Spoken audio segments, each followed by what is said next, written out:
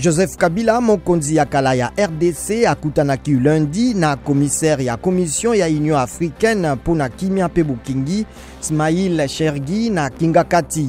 basololaki na ntina ya Bukingi na monile ya RDC pe misala ya boyokani président Félix Tshisekedi azali komema na Grand Lac.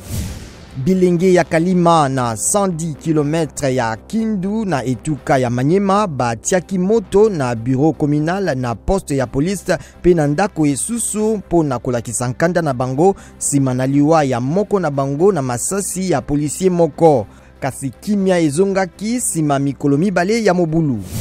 Mbeba ya makoki ya moto kama motoba na ndambo masala makina ekolo Congo démocratique na janvier eyebisi bureau ya ONU.